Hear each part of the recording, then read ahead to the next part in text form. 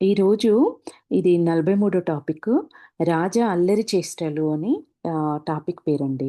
రాజా ఒకరోజు తరగతిలోని పిల్లలకు అల్లరి చేయటానికి ఒక కొత్త ఉపాయాన్ని నేర్పించాడు. తరగతిలో పాఠం ప్రారంభం కాగానే ఒక మూల నుండి ఓం ధ్వని వినిపించింది. అధ్యాపకుడు అక్కడికి వెళ్ళగానే వెనక వినబడింది. వెనక్కి వెళ్ళగానే కుడివైపు వినబడింది. ఎడమవైపు వినబడింది మళ్ళీ. ఇట్లా నలువైపులా వినబడుతుంది ఆ ఓంకార శబ్దము. కానీ ఎవరు చేస్తున్నారనేది మాత్రము ఆ ఉపాధ్యాయుడికి తెలియలేదంట. అధ్యాపకుడు రాజా ముందు నిలబడి అన్నాడు, "నిలబడు రాజా" అని చెప్పేసి ఆయన ముందు నిలబడి రాజాని నిలబడమని చెప్పేసి ఆశ్చర్యంతో అడిగాడు.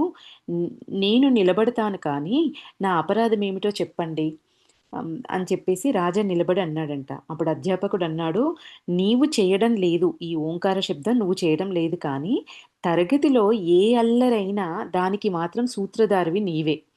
రాజా నిలబడి అన్నాడు, "ఇది పూర్తిగా అన్యాయం. మీకు నన్ను దండించాలని ఉంటే చెప్పండి. నేనేం చేయాలి?" పిల్లలందరూ పకపకా నవ్వారు. అధ్యాపకుడు అంటే, "మీకు నన్ను దండించాలంటే చెప్పండి. నన్నేం చేయమంటారు? ఇంక నేనేం చేయకుండా నేను కామ్‌గా కూర్చున్నా కూడా వీళ్ళ ఈ క్లాస్ రూమ్‌లో జరిగిన ఏదో దానికి నన్నే సూత్రధారి అని చెప్పేసి నన్ను దోషిగా చేస్తున్నావు. నువ్వు నన్ను దండించాలనే ఉద్దేశంతోటే చేస్తున్నావు. నన్నేం చేయమంటావు ఇంకా?" అనేది రాజా అన్నమాట. ఇంకా అధ్యాపకుడు రాజాతో అన్నాడంట, "నీవు చెవులు పట్టుకొని 5 గుంజీళ్ళు తియ్యి" అని చెప్పేసి అంటే రాజా అన్నాడు, "ఓహ్! ఇది శిక్ష కాదు నాకు. ఇది నాకు పురస్కారం. ఎందుకంటే నేనీరోజు వ్యాయామం చేయలేదు. ఎక్సర్‌సైజ్ చేయలే ఈరోజు. 5 5 5 గుంజీలు తీయడం ఏంటి? నేను 50 తీస్తాను."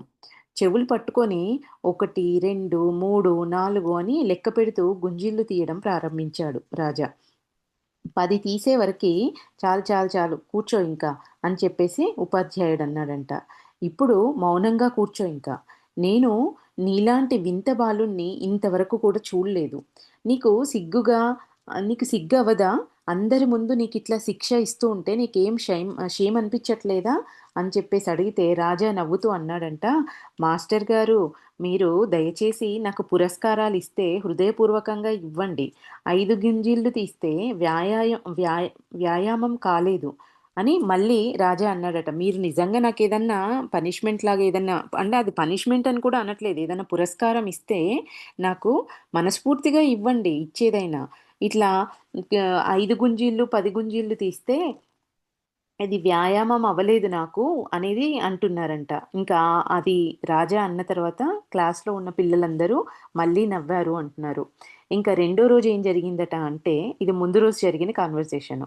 రెండో రోజు అధ్యాపకుడు తరగతిలోకి రాగానే బోర్డు మీద అతని కార్టూన్ చూసి అతడు గట్టిగా అరిచాడంట అధ్యాపకుడు. "కొంటె పని ఎవరిదిది?" అంటూ అది తుడిచివేయడానికి డస్టర్ కోసం డ్రాని తెరవగానే డ్రాలో నుంచి 2, 3 కప్పలు అతని మీద పడ్డాయి. అతడు ఉలిక్కి పడగానే పిల్లలందరూ నవ్వారు. టీచర్ గర్జించాడు. "చెప్పండి, ఈ తుంటరి పని ఎవరు చేశారు? లేంచో మీ అందరికీ శిక్షిస్తాను." అప్పుడు రాజా అన్నాడు, "మీరు ఇది ఎప్పటికీ తెలుసుకోలేరు. కానీ చివరకు నా మీదే నింద మోపుతారింక. ఇందుకే చెప్పండి ఎన్ని గుంజీలు తీయాలి?" అని ముందుగానే అంటున్నారంట. ఇంకా ఇప్పుడొక ఇన్సిడెంట్ జరిగింది కాబట్టి, మీరు ఎవరు చేశారో చెప్పకపోతే క్లాస్ మొత్తం నేను పనిష్మెంట్ ఇస్తా అని చెప్పి ఉపాధ్యాయుడంటే, రాజా వెంబటే ఇంక దీన్ని మీరెప్పటికీ తెలుసుకోలేరు. చివరికి మళ్ళీ నాకే పనిష్మెంట్ ఇస్తారు అని చెప్పేసి ముందుగానే "ఇప్పుడు చెప్పండి ఇంకా నేనెన్ని గుంజీలు తీయాలి?" అని చెప్పేసి రాజా అడిగారంట. అప్పుడు అధ్యాపకుడికి చాలా కోపమొచ్చింది. కానీ లోలోపల మాత్రం నవ్వు కూడా వచ్చిందంట. ఆయనకి లోపల నవ్వు కూడా వచ్చింది. నిన్న ఇచ్చిన శిక్ష పరిణామం ఇదని ఆయనకు తెలిసింది. ఇతర ఉపాధ్యాయులు కూడా సలహా ఇచ్చారట ఆ టీచర్‌కి. ఏమని? అతనికి ఆహ్, అతన్ని క్లాస్‌కే రానివ్వకండి. ఎందుకు అంటే అతడు వస్తే మీరు పాఠాలే చెప్పలేరు. రాజా మరలా అడిగాడు, "మాస్టర్ గారు, మీరు శిక్ష విధించలేదు." అధ్యాపకుడన్నాడు, "నేను క్లాస్‌కు వచ్చే అవసరం లేదు." ఇంకా ఏం శిక్షివ్వమని అన్నాడు కానీ, ఆయన శిక్షేమివ్వలేదంట. శిక్షేమివ్వకుండా, "ఇంక నాయనా నువ్వు క్లాస్‌కి రావాల్సిన అవసరమేం లేదు. మాస్టర్ గారు మీరు శిక్ష విధించలేదని అడిగితే అధ్యాపకుడు అన్నాడు, "నీవు క్లాస్‌కొచ్చే అవసరం లేదు. నీవు వచ్చినట్లుగా నేను హాజరు వేస్తాను" అని చెప్పేసి ఆయనంటే, రాజా ఎంతో ప్రసన్నుడై చక్కగా బయటికి వచ్చి నది తీరానికెళ్ళిపోయాడంట. ఆయనెప్పుడు ఆ నది దగ్గర కూర్చోవడం అంటే, ఆ నది దగ్గర టైమ్ స్పెండ్ చేయడం అంటే ఆయనకెంతో ఇష్టం అని చెప్పేసి మనం చదువుకున్నాం కదా! ఆయన "నువ్వేం క్లాస్‌కి రావాల్సిన అవసరం లేదు. నీకు అటెండెన్స్ ఇచ్చేస్తాను" అని చెప్తే చక్కగా అక్కడికెళ్ళిపోయి నది దగ్గరికెళ్ళిపోయి కూర్చున్నారంట. రాజాకు ఇంద్రజాలం అంటే చాలా ఇష్టం. అమ్మమ్మ రాజాతో చెప్పింది, "ప్రపంచంలో మంత్రం, గింత్రం అంటూ ఏమీ లేవు. లేవు అని చెప్పేసి వాళ్ళ అమ్మమ్మ అందంట. అతని వద్ద ఏదో ఉపాయమైతే ఉంటుంది. ఎవరైతే ఈ మ్యాజిక్స్ చేస్తా అని చెప్పేసి మ్యాజిక్ షోలు ఇట్లాంటివి ఉంటాయి కదా! మంత్రం చేసేవాళ్ళు. వీళ్ళు చేసే ఆ ఇంద్రజాలాలంటూ ఏముండవు. దాని వెనకాల ఏదో ఒక ఉపాయం ఉంటుంది అని వాళ్ళ అమ్మమ్మ చెప్పిందంట. ఆ ఉపాయం నీవు అర్థం చేసుకుంటే, నీవు కూడా ఆ ఆటను చూపించవచ్చు అని చెప్పి వాళ్ళమ్మమ్మంటే, రాజా మొదటిసారి గారడీ ఆట చూశాడు. ఒకరోజు ఒక ఆయన ఒక గాజు గ్లాసులో నీలి సీర నీలి సిర నిండి ఉంది. ఒక గాజు గ్లాసులో ఇంకంతా నింపి ఉంది. దాని నుండి ఒక స్పూను సిరా తీసి తెల్లగుడ్డ మీద వేసి ఆయన చూపించాడంట. ఈ గారడీ చేసే అతను ఒక గాజు గ్లాసులో నీలి సిర నిండి ఉంది. దాని నుండి ఒక స్పూనుడంత సిరా తీసి, ఇంకుని తీసి ఒక తెల్ల క్లాత్ పైన వేసి చూపించాడు. అందరూ దాన్ని చూసి నమ్మారు. ఇందులో సిరా ఉంది అని చెప్పేసి. తర్వాత ఒక ప్రేక్షకుని తలపై గ్లాసును తలకిందులుగా చేశాడంట. చేయగానే అతనిపై సిరా బదులుగా పువ్వులు పడ్డాయంట. ఆ గారడీ వాడితో రాజా అన్నాడు, "నాకు ఆ గ్లాసును, స్పూన్‌ని చూపించండి. దీంట్లో ఏదో ఉపాయం ఉంది చెప్పండి" అని చెప్పేసి రాజా అడిగాడంట. ఆ గారడీ వాడన్నాడు, "నీవు చాలా తెలివిగల వాడవి. అంతగా గమనించావు ఏం జరుగుతుంది అనేది. ఈ ఉపాయం ఎవరితో చెప్పకపోతే నేను నీకు చూపిస్తాను" అని చెప్పి చెప్పాడు. రాజా పై అతనికి రాజా పైన అతనికి నమ్మకం కుదిరిన తర్వాత అప్పుడు చెప్పాడంట. అంటే ఎవరితో చెప్పను. ఎందుకంటే ఆయనకు తినడానికి తిండి పెట్టేదే అది కాబట్టి, ఈయన ఆ సీక్రెట్ అందరికి చెప్పేసిండంటే ఇంకెవ్వరు చూడరు కదా! చెప్పను అని చెప్పేసి ఆయన రాజా చెప్పిన తర్వాత పూర్తిగా ఆయనకి రాజా మీద నమ్మకం కలిగిన తర్వాత, అప్పుడు అసలు ఈ మ్యాజిక్ ఎట్లా చేస్తున్నాడు అనేది ఆ సీక్రెట్ ఏంటి అనేది చెప్పాడంట. ఏం చెప్తున్నాడిక్కడ అంటే గ్లాస్‌లో గ్లాసులో చుట్టూ నీలిరంగు గుడ్డ పెట్టాడంట. ఇంక్ కలర్‌లో ఉండేలాంటి క్లాత్‌ని ఆ గ్లాసు చుట్టూ పెట్టాడు. తర్వాత సిరా ఉన్నట్టు గ్లాస్‌లో సిరా ఉన్నట్టు ఇంక్ ఉన్నట్టుగా కనబడుతుంది. గ్లాస్‌లోనేమో పూలు దాచిపెట్టాడు. ఆ గ్లాస్‌లోనే పూలు దాచిపెట్టాడు. చుట్టేమో ఇంక్ ఉన్నట్టు కనబడుతుంది. ఆ క్లాత్ ఉండడం వల్ల మధ్యలోనేమో పూలున్నాయి. ఇంకా బోలు కడ్డీలో సిరా నింపి ఉంచాడు. అంటే స్పూనుకి ఒక ఏమంటారు స్పూన్‌ని పట్టుకునే హ్యాండిల్ ఉంటుంది గదా! మనం చేయితో పట్టుకునేది.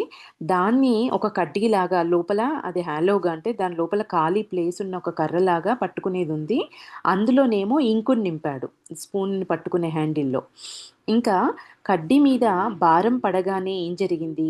స్పూన్‌లోకి ఆ సిరా వచ్చింది. ఆ హ్యాండిల్‌ని చేయితో స్పూన్‌ని పట్టుకునేటప్పటికల్లా ఆ గొట్టంలో నుంచి ఇంక్ అనేది స్పూన్‌లో పడింది. స్పూన్‌లోకొచ్చింది. ఇంకా సిరాను తెల్లగుడ్డ మీద వేసి చూపించాడు. ఇంకా గ్లాసు తలకిందులు చేయగానే ఏమైంది? క్లాత్‌కేమో ఇంకు పట్టుకుంది. ఆహ్, గ్లాసు మధ్యలో ఏమో పువ్వులున్నాయి కాబట్టి గ్లాసుని తిప్పగానే ఏమైంది? పువ్వులు పడ్డాయి. ఇది ఆయన చేసిన ట్రిక్కు. ఈ గారడీ ఆహ్, చీట్లపేక ఆట రహస్యము కూడా చూపించాడు. అంటే గారడీ అతను ఈ మ్యాజ్ ఇది చే ఇది చు చెప్పాడు. అసలెట్లా చేశాడు అనేది. తర్వాత గారడీ చీట్లపేక ఆట రహస్యం కూడా చూపించాడు. ఈ రహస్యం తెలియనప్పుడు రాజాకు చాలా ఆశ్చర్యంగా ఉండేదంట. రాజా మొట్టమొదటగా ఇంద్రజాలాన్ని అమ్మమ్మకు చూపించాడు. తెలిసిపోయింది గదా ట్రిక్కు. ఇంకా ఆ ట్రిక్‌ని అమ్మమ్మ దగ్గర ఎట్లా చేశారు అనేది వాళ్ళ అమ్మమ్మకు చేసి ఆమె ముందు చూపించాడంట. అప్పుడు అమ్మమ్మ నవ్వంది, "రాజా నీవు చాలా గొప్ప మంత్రగాడివయ్యావిప్పుడు" అనంటే, రాజా అన్నాడంట, "ఇది మంత్రం కాదు. గారడీ వాడి దగ్గర నేను ఉపాయాన్ని నేర్చుకున్నాను. ఇంతకు ముందు కూడా మన ఊరికి ఒక సాధువు వచ్చి గాలిలో చెయ్యి తిప్పి భక్తులకు పువ్వులు, విభూది తీసిచ్చాడు. అందరూ అతనికి జయజయకారాలు చేశారు. ఈసారి అతడొస్తే అతని బండారం బయట పెడితే అతను అప్పుడు పారిపోతాడు" అని చెప్పేసి అన్నాడంట. అంటే అందులో గూడా ఏదో ట్రిక్ ఉంటుంది. ఆ ట్రిక్‌తోనే ఆయన చేశాడు అని రాజా అన్నాడు. ఇంకా 44 టాపిక్ అండి. లెక్కలు చేసే గుర్రం. ఒకరోజు రాజా బజారులో ఒక సాధువు తన గుర్రంతో గణిత ప్రశ్నలకు జవాబు ఇవ్వడం చూశాడు. బాబా గుర్రమును అడిగాడు, "రెండు రెండు ఎన్ని?" అని అడిగితే గుర్రము తన ముంగటి కాళ్ళు లేపి భూమి మీద 4 సార్లు కొట్టింది. గుర్రము 10 వరకు కూడిక, తీసివేత, గుణకారాలు, భాగించడాలు సరిగ్గా చెప్పిందంట. ఇంకా రాజా ఈ ఈ అప్పుడేం జేస్తాడింకా ఆయన చూడ్డం విధానం మారిపోతుంది గదా! ఇందులో ఏదో ట్రిక్ ఉంది. ఈ రహస్యాన్ని తెలుసుకోవాలని డిసైడ్ అయ్యాడు. ఆ సాధువు 4-5 చోట్ల ఆ ఆటను చూపించాడంట. సాధువు గుర్రాన్ని గోడ పక్కనో లేక చెట్టు పక్కనో నిలబెట్టి ఆట చూయించేవాడు. అప్పుడు గుర్రము కాలు లేపడము, భూమికి కొట్టడం చూడమనేవాడు అందర్నీ. రాజా అతని వెంబటే ఉండి గుర్రాన్ని చూస్తే అసలు ఏమీ అర్థం కాలేదు రాజాకి మొదట్లో. కానీ 4, 5 చోట్ల ఆయన ఆట ఆడించినప్పుడల్లా ఆయన వెంటే వెళ్తూ చూస్తున్నాడు కదా!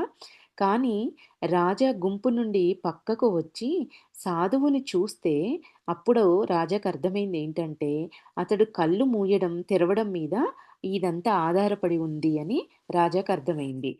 రాజా అందరినేమో గుర్రం కాళ్ళ వైపే చూడండి, గమనించండి అని చెప్తున్నాడు. అయినా కళ్ళను మూయడం, తెరవడంతో ఆ గుర్రము ఆయన కళ్ళను మూసే విధానాన్ని బట్టి అన్ని సార్లు అది కాలు లేపి భూమి మీద కొడుతుంది. అయితే రాజా ఆ సాధువు వద్దకు వెళ్ళి అన్నాడు, "బాబా, మీ గుర్రము ఒక గంట కొరకిస్తే బడిలో పిల్లలకి నేను ఆట చూపించి తిరిగిస్తాను" అని చెప్పి అడిగాడంట. మొదట ఆ సాధువన్నాడు, "ఆట చూపిస్తావా? అయితే నీవు కావాలంటే మీ బడికి వచ్చి నేనే ఆటను చూపిస్తాను. కానీ నా గుర్రాన్ని నీకు ఎందుకివ్వాలి నేను" అని చెప్పి ఆయనంటే రాజా నవ్వి అన్నాడు, "ఒకవేళ నీవు ఈ ప్రాంతంలో ఆట చూపి డబ్బు సంపాదించాలనుకుంటే, ఒక గంట నాకివ్వు ఈ గుర్రాన్ని. లేకపోతే నీ కళ్ళు మూయడం, తెరవడం గురించి నీ కళ్ళు మూయడం, తెరవడం మీద గుర్రం కాలు లేపడము, మరియు నేలకు కొట్టడమో ఆధారపడి ఉందని అందరికీ చెప్పేస్తా" అని చెప్పి రాజా అంటే, అప్పుడు ఆ సాధువు భయపడి అన్నాడు, "బాబు, కొద్దిగా మెల్లగా మాట్లాడు. ఎవరైనా వింటే నా ఆట సమాప్తమైపోతుందిక్కడికి. ఈ ఈ రహస్యాన్ని నువ్వెవ్వరికీ చెప్పనంటే రేపు మీ స్కూలుకు వచ్చి ఆట ఫ్రీగా చూపిస్తాను." ఇంకా రాజా అన్నాడంట నవ్వి, "భయపడకు. నీ గుర్రాన్ని తీసుకొని నేనేం పారిపోను. నీవు బడి బయట వేచి ఉండు. నిన్ను నష్టపరచను. రూ. 1/2 ఇస్తాను." ఆ సాధువు గుర్రము ఇవ్వటానికి ఒప్పుకోవాల్సి వచ్చిందంట. "నిన్నేం నష్టపరచను. నీకొక రూ. 1/2 ఇస్తాను" అని చెప్తే, అప్పుడు ఆ సాధువు గుర్రాన్ని ఇవ్వడానికి ఒప్పుకున్నాడంట. ఇంకా ఇంటర్వెల్ కాగానే రాజా గుర్రాన్ని తీసుకొనొచ్చి అన్నాడు, "ఈ గుర్రము సామాన్యమైన గుర్రం కాదు. ఇది చమత్కారి గుర్రము. ఇది పూర్వజన్మలో గణిత టీచర్‌గా ఉండెను." స్కూలుకు తీసుకొచ్చేసి ఆ గుర్రాన్ని అందరికి చూపిస్తున్నారు. చూపిచ్చి మాట్లాడుతున్నారు. ఇంకా స్కూలులో ఇంటర్వెల్ కాగానే పిల్లలందరితో చెప్తున్నారు, "ఈ గుర్రము సామాన్యమైన గుర్రం కాదు. ఇది చాలా చమత్కారైన గుర్రము. ఇది పూర్వజన్మలో గణిత టీచర్‌గా ఉండెను. ఇప్పుడిది మీ ముందు గణిత ప్రశ్నలకు జవాబిస్తుంది." అంతలోనే తరగతులకు వెళ్ళే గంట మోగింది.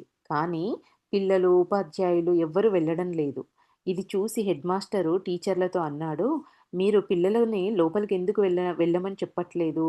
అని హెడ్‌మాస్టర్ వెంబటే రాజా హెడ్‌మాస్టర్‌తో అన్నాడంట, "ఎప్పుడూ చదువు చదువు అని విసిగించడం కాక, వారి ఉల్లాసం కోసం అప్పుడప్పుడు నదీ తీరానికి లేదా అడవికో, పిక్నిక్కో తీసుకొనెళ్ళాలి. కనీసం ఇలాంటి వినోదకరమైన ఆటలనైనా చూడనివ్వరా మీరు?" అని చెప్పేసి హెడ్‌మాస్టర్ రాజాతో తర్కం చేయలేక, ఆయనతో ఆర్గ్యూ చేయలేక అన్నాడంట, "సరే నీ ఆటని చూపించు. సెలవు గంట కొట్టిస్తాను. కానీ తర్వాత నీవు నా గదికి రా. ఈ ఈ ఆట ఇదంతా అయిపోయిన తర్వాత నువ్వు నా గదికి రా. నీతో నేను మాట్లాడాలి" అని చెప్పేసి హెడ్ మాస్టర్ అంటే రాజా సరే అన్నాడు. ఇంకా గంట మోగింది. పిల్లలు, టీచర్లు బడి బయటికొచ్చారు. రాజా కూడా ఏనుగు గేటు నుండి లోపలికి వచ్చాడు. గుర్రాన్ని గోడకు నిలబెట్టి ఆట ప్రారంభించాడు. ఈ ప్రపంచంలో అనేక ఆశ్చర్యాలున్నాయి. గాడిదలు కుర్చీల మీద కూర్చుంటాయి. బుద్ధిమంతులు రోడ్లలో తిరుగుతారు. గుడ్లగూపలు సింహాసనాల మీద కూర్చుంటాయి. రామచిలుకలేమో పంజరాల్లో తల్లడిల్లుతా ఉంటాయి. ఏనుగులు ఆకలితో చస్తున్నాయి. గాడిదలు మిఠాయిలు తింటున్నాయి. పిల్లల వైపు తిరిగి అంటున్నాడు, "చెప్పండి, ఇదంతా అవుతుందా లేదా? నిజమా కాదా?" అంటే పిల్లలన్నారు, "అవుతుంది. ఇలానే అవుతుంది" అని చెప్పి పిల్లలన్నారంట.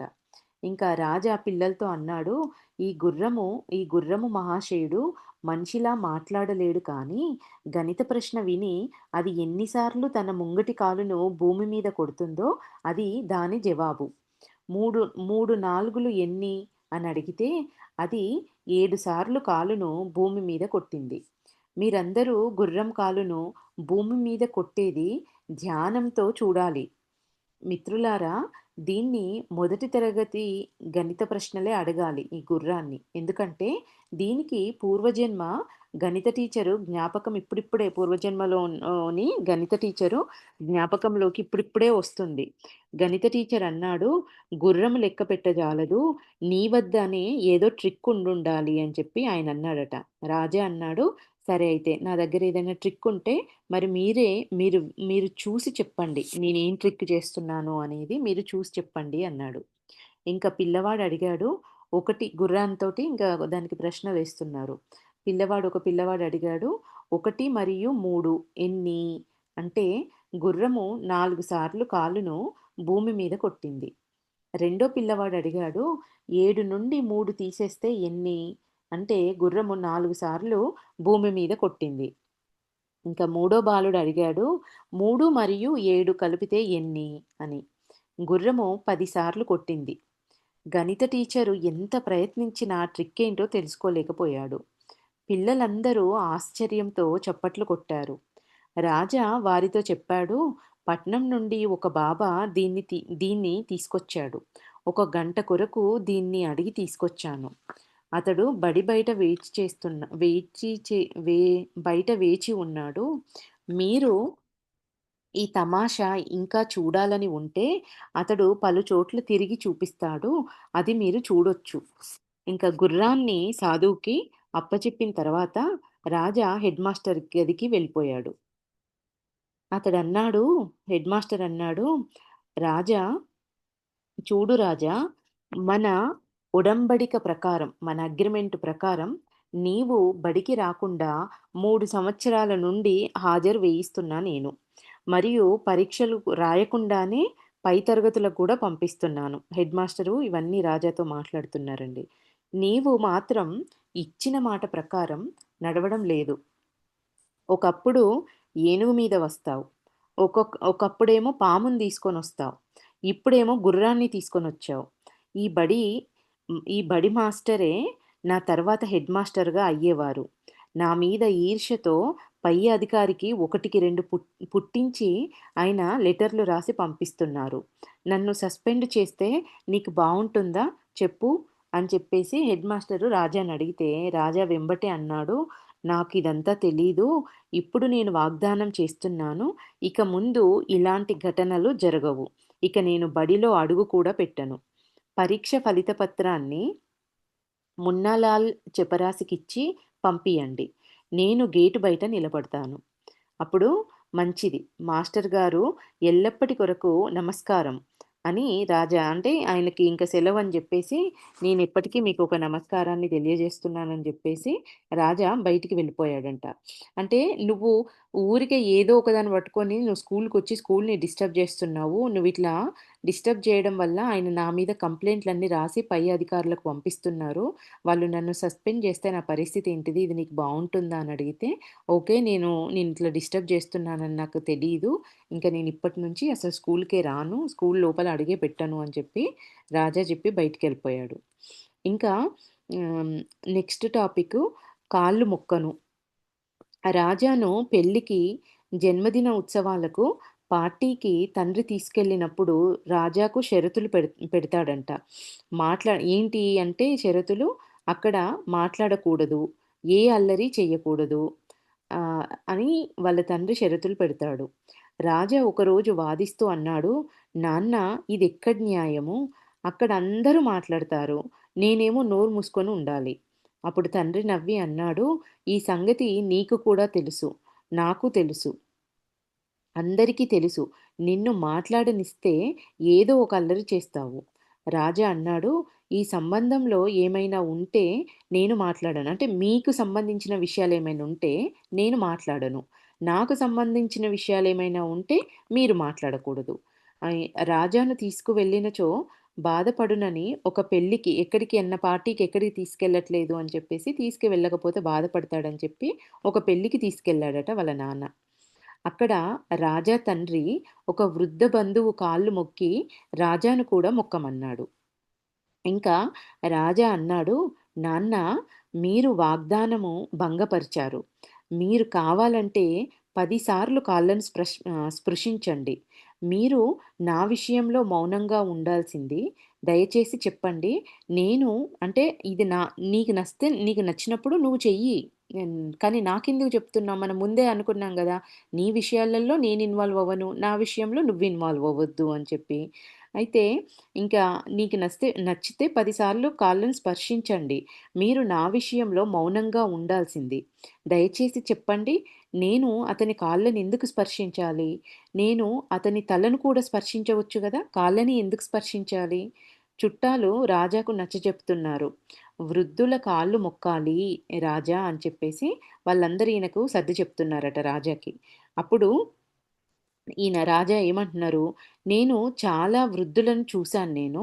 మా ఇంటి ముందు పూజారి ఏనుగు చాలా ముసలిది.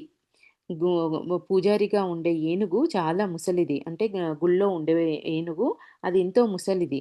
కుమ్మరివాని గాడిద కూడా చాలా ముసలిది. ముదుసలి. చెప్పులు కుట్టేవాడు కూడా ముసలివాడు. అయితే నేను అందరి కాళ్ళు మొక్కాలా?" అని రాజా అడిగితే అతని తర్కానికి ఎవ్వరు జవాబివ్వలేకపోయారు.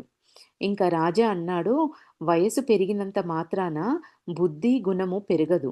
ఒకవేళ మనిషి మొదటి నుంచి బుద్ధిహీనుడైతే ఆయన వృద్ధుడైతే ఇంకా ఆయన బుద్ధిహీనత్వం అనేది ఇంకా పెరిగిపోతుంది. అధిక బుద్ధిహీనుడవుతాడతను. ఈ సజ్జనుని కాళ్ళు నేను ఎందుకు స్పర్శించాలో వివరించండి. లేనిచో నన్ను అతని కాళ్ళను స్పర్శించమని బలవంత పెట్టకండి" అని చెప్పి రాజా అడిగాడంట. ఇంకా రాజా తండ్రి విషమ స్థితిలో చిక్కుకున్నాడు. ఏం మాట్లాడాలో తెలియక, "ఈ పిల్లవాడు చాలా మొండి మరియు వెర్రివాడు. దయతో క్షమించండి" అని చెప్పి ఆ వృద్ధునితో చెప్పి క్షమాపణ కోరి అక్కడి నుంచి ఎళ్ళిపోయారంట వాళ్ళ నాన్న. ఇది నెక్స్ట్ టాపికు మున్నాలాల్ చెపరాసి. అంటే ఈయన ప్యూన్ అండి. ఆహ్, ప్రాథమిక పాఠశాలలో చెపరాసి మరియు ద్వారపాలకుడుగా మున్నాలాల్ ఉండేవారు. ఏనుగు ద్వారము వద్ద ఒక చిన్న గుడిసెలో ఒక్కడే ఉండేవాడు. అతని వయస్సు 100కు పైనే ఉండేదంట. కానీ ఆఫీసు రికార్డులలో మాత్రం తక్కువుండేది. రాజా, రాజా వాళ్ళ తాతయ్య మరియు వాళ్ళ తండ్రి చదువుకునే కాలం నుంచి కూడా ఆయననే అక్కడ ప్యూన్‌గా పనిజేసేవాడంట. వాళ్ళ తాతయ్య, వాళ్ళ తండ్రి, ఇప్పుడు రాజా. అతని ముఖం మీద అనేక ముడతలుండేవి. ఇంకా దోవతి, కాకీ చొక్కా తొడుక్కునేవాడు. ఇంత తక్కువ జీతంలో జాగ్రత్తగా పనిచేసే విశ్వాసపాత్రుడు దొరకడసలు. కాపలా ఉండాలి, సమయానికి గంట కొట్టాలి. ఆయన గడియారం లేకుండానే చాలా టైంకి ఆయన గంట కొట్టేవారంట. అతడు రాజాను చాలా ప్రేమించేవాడు. రాజాకి కూడా ఆ మొత్తం బడిలో అతడొక్కడి పైనే ఇష్టముండేదంట. రాజా అతనికి అరటిపండు, జామకాయ, వేరుశెనక్కాయలు బలవంతంగా ఇచ్చేవాడు.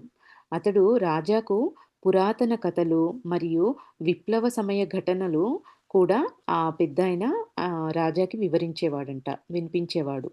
ఒకరోజు మున్నాలాల్ అతని గుడిసెలో సజ్జ రొట్టె చేస్తుంటే రాజా అన్నాడు, "ఒక రొట్టె నాకు కూడా ఇవ్వు, నేను బెల్లంతో తింటాను" అని చెప్పంటే అతనన్నాడు, "రాజా భయ్యా, నేను నీచ జాతి వాడిని. నా రొట్టె మీరు తినొద్దు. బ్రాహ్మణులు నా చేతి నీళ్లు కూడా తాగరు. ఎవరికైనా తెలిస్తే నేను ఆపదలో పడతాను." అప్పుడు రాజా అన్నాడు ఈ మాటలు విని, "భగవంతుడు అందరినీ సమానంగానే పుట్టించాడు. తల్లి గర్భం నుండి అందరూ ఒకే రకంగా ఈ ప్రపంచంలోకి వచ్చారు. పూర్వకాలం పూర్వకాలము వారు చేసే పనులను బట్టి జాతులు నియమించబడ్డాయి. నీ కొడుకు ఒకవేళ చదువు చెప్పినచో అతడు బ్రాహ్మణుడు అనబడేవాడు. నువ్వు ఇప్పుడు నేను నీచ జాతి వాడిని అని నువ్వు అంటున్నావు. కానీ ఆ కాలంలో నీ కొడుకు ఒకవేళ చదువుని చెప్పేటట్టుగుంటే నిన్ను బ్రాహ్మణుడు అనేవాళ్ళు. బ్రాహ్మణుని కొడుకు ఒకవేళ నీలా ఏదైనా పని చేస్తే అతడు శూద్రుడు అనబడేవాడు. బ్రాహ్మణుడు ఎక్కువ కాదు, శూద్రుడు తక్కువ కాదు. ఆయన ఆయన ఇప్పుడు నీ గుడిసెలో అయినా కూడా ఇప్పుడు నీ గుడిసెలో ఎవ్వరూ లేరిక్కడ. నువ్వు నేనిద్దరమే ఉన్నాం. ఎందుకు నువ్వు భయపడకు. కానీ నీ రొట్టె అందరి ముందు తినడానికి కూడా నాకు ఏమాత్రం సంకోచం లేదు. నువ్వు భయపడాల్సిన అవసరం ఏం లేదు. ఇక్కడ ఎవరూ లేరు. అయినా కూడా నాకెట్లాంటి సంకోచం లేదు. అందరి ముందు తినాలన్నా నేను తింటాను. నేనెట్లాంటి అనుమానం లేదు నాకు. ఇంకా రాజా ఆ రోజు అతని రొట్టె బెల్లంతో తిని చాలా సంతుష్టుడయ్యాడు. రొట్టె తిన్న తర్వాత రాజా అన్నాడు, "చూడు మున్నాలాల్, నీవు నాతో కలవాలనుకుంటే, నాతో ఏమన్నా నువ్వు మాట్లాడాలనుకున్నా, నన్ను కలవాలనుకున్నా కూడా మా ఇంటికైతే రాకు. ఎందుకంటే నేను ఎన్ని రోజుల నుంచో కూడా రావట్లేదు. చాలా రోజుల నుంచి నేను స్కూల్‌కి రావట్లేదు. మా నాన్న నీ నీతో నా గురించి అడిగితే నీవు నిజం చెప్పాల్సొస్తుంది. ఇది బడాయి, గప్పాలు అనుకోకు. నా గురించి 5, 10 నిమిషాలంటే నువ్వు ఒకవేళ నన్ను కలవాలి అనుకుంటే నేనిప్పుడు చెప్పేది ఇదేదో గొప్పగా, బడాయిగా చెప్తున్నాననుకోకు. నువ్వెప్పుడైనా నన్ను కలవాలనుకున్నావనుకో, నా గురించి ఒక 5-10 నిమిషాలు ఆలోచిస్తే నేను నీ వద్దకొచ్చేస్తాను. నాకు తెలిసిపోతుంది. నువ్వు ఒక 5, 10 నిమిషాలు నా గురించి ఆలోచించావంటే నేను నీ దగ్గరకొస్తాను. నన్ను మా అమ్మమ్మ కూడా ఇట్లానే జ్ఞాపకం చేసుకుంటే నేను ఆహ్, న నదిలో గానీ, అడవిలో ఎక్కడున్నా గానీ నాకు ఆ వార్త అందుతుంది అని చెప్పి రాజా చెప్పాడంట. అప్పుడు మున్నాలాల్ అన్నాడు, "నిజమే చెప్పావు భయ్యా! ఇంతకు మొదలే నేను మీ ఇంటికి రావాలనుకున్నాను. కానీ నీవే వచ్చేశావిక్కడికి. ఒకసారి నా భార్య ఊరిలో అనారోగ్యంగా ఉంటే నా మనసులో శోకం కమ్మినట్లయింది. ఈ మనసు గొప్ప టెలిఫోన్ భయ్యా" అని చెప్పి ఆయనన్నారంట రాజాతో. "నీవు చింతించకు. నేను మీ ఇంటికి వచ్చినా మీ నాన్నతో కలవడానికి వచ్చినట్లే మాట్లాడతాను. నీవు సంతోషంగా ఆడుకో భయ్యా. ఎప్పటి నుండి ఎప్పటినుంచైతే కంటర్ మాస్టర్ వెళ్ళిపోయాడో ఈ స్కూల్ నుంచి, అప్పటి నుండి బడిలో ఎంతో శాంతి ఉంది ఈ బడిలో. మాస్టర్లందరూ నిన్ను పొగుడుతారు, ఇంకా భయపడతారు కూడా." అప్పుడు రాజా నవ్వి అన్నాడంట, "మీ గురించి ఏమన్నా చెప్పు." అంటే నువ్వు ఇంకా రాజా ఆ విషయం చెప్పిన తర్వాత రాజా నవ్వి, "నీ గురించి ఏమన్నా ఉంటే చెప్పు" అని చెప్పి రాజా అడిగాడంట. అతడన్నాడు, "ఈ బడిలోనే నా వయసంతా గడిచిపోయింది. మీ తాతయ్య, మీ తండ్రి చదివే కాలం నుండి ఇక్కడే ఉంటున్నా నేను. నా భార్య ఉన్నప్పుడు వేసవికాలం ఒక నెలకి నేను ఊరికి వెళ్ళేవాన్ని. నా భార్య పోయినప్పటి నుండి ఊరికి కూడా వెళ్ళటం లేదు. ఇక్కడే ఒంటరిగా పడుంటాను." రాజా అడిగాడు, "విప్లవ సమయాన నీ వయస్సు ఎంత ఉండేది?" అప్పుడు ఆ పెద్దాయన అతడన్నాడు, "అప్పుడు 20 సంవత్సరాలు ఉండుండొచ్చు నాకు. ఇంకా ఎర్రవారి సైన్యము ఈ బడి పక్క నుండే వెళ్ళింది. ఈ రావి చెట్టుకు ఎంతో మందిని ఉరితీశారిక్కడ. అప్పుడు చాలా కఠినమైన కాలం ఉండేది భయ్యా" అని ఆ పెద్దాయన చెప్పారు రాజాతో. రాజా అడిగాడు, "నీకేమైనా కష్టముందా మున్నాలాల్" అని అడిగితే మున్నాలాల్ అన్నాడు, కష్టమేమి? రాత్రి కొద్దిగా నిద్ర రాదంతే. కొన్ని దంతాలు ఊడినాయి. మెత్తటి రొట్టె నములుతా నేను. ఉదయం, సాయంకాలం ఏదో తిని కాలాన్ని గడుపుతూ ఉంటాను. ఇంక రాజా దృష్టి మున్నాలాల్ భుజం పైన పడింది. రాజా అడిగాడు, "ఈ పచ్చబొట్టు నువ్వెప్పుడు వేయించుకున్నావు?" అతడన్నాడు, "ఇది మా అమ్మ వేయించింది. ఆమనేది ఇక్కడ అన్నీ ఇక్కడే ఉంటాయి. కానీ ఇది మన వెంబటొస్తుంది" అని చెప్పి వాళ్ళమ్మ అనేదంట. అంటే అన్నీ ఇక్కడే వెళ్ళిపోతాయి కానీ, ఈ పచ్చబొట్టు మన వెంబటే వస్తుంది అని మా అమ్మ చెప్పింది అని ఆయన చెప్తున్నారు. అంతట్లో ఎవరో వచ్చి ఏనుగు గేటును తట్టారు. రాజా వెంబటే వెళ్ళాడు. "నేను మున్నాలాల్‌తో మాట్లాడినందుకు చాలా సంతోషం కలిగింది నాకు" అని రాజా అనుకున్నారంట. నెక్స్టు పాగల్ బాబా. రాజా ఒకరోజు నదిలో నీళ్లతో పాటు ప్రవహించే ఒక కట్టెలాగా చేపలా ఈదుతున్నాడు. పాగల్ బాబా రాజాను కొంతసేపు రెప్ప వాల్చకుండా చూశాడు. రాజా ఇది చూసి నది ఒడ్డుకు వచ్చాడు. పాగల్ బాబా కళ్ళు కూడా మగ్గా బాబా కళ్ళలాగానే ఉన్నాయి. అంటే అదే తేజస్సుతో ఉన్నాయి. బాబా నదిలో దుమికాడు. ఇద్దరూ ఈదుకుంటూ చాలా దూరం వెళ్లారు. ఒక గంట తర్వాత బాబా అన్నాడు, నేను అలిసినాను అని చెప్పి ఆ పాగల్ బాబా అన్నారంట. ఇప్పుడు మనం నది ఒడ్డుకు వెళ్ళి కొంతసేపు విశ్రాంతి తీసుకోవాలి అంటే రాజా నవ్వి అన్నాడు, "మీరు మొదలే ఎందుకు చెప్పలేదు? నేనైతే రోజూ 6 గంటలు ఈదే అలవాటుంది నాకు." అప్పుడు మంచిగా గుర్తుపట్టాడు. రాజా బాబాను మంచిగా గుర్తుపట్టి, బాబా సత్సంగంలో అతి తన్మయంగా భజనలు పాడేది విన్నాడు. అప్పుడు బాబాని గుర్తుపట్టాడంట. అంత దగ్గరగా గుర్తుపట్టి, ఆహా! సత్సంగంలో తన్మయంగా భజనలు పాడేది విన్నాడంట. కానీ ఇంత సమీపంగా ఆ పాగల్ బాబాని ఎప్పుడు కలుసుకోలేదు రాజా. ఒడ్డుకు రాగానే రాజా 2 కాళ్ళ రాజా 2 కాళ్ళను పట్టుకొని ఆ కాళ్ళపైన తన తలను పెట్టాడంట. రాజా ఉలిక్కిపడి కాళ్ళను జరుపుతూ అన్నాడు, "బాబా! మీరిదేం చేస్తున్నారు? ఎక్కడ మీరు? ఎక్కడ నేను? 12 సంవత్సరాల బాలుణ్ణి నేను. నేనే మీ పాదాలను స్పర్శించాలి."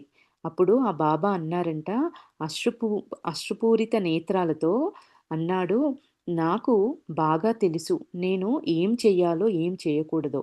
నేను పిచ్చివాడిననుకో, ప్రపంచమంతా నన్ను పిచ్చివాడు అంటారు."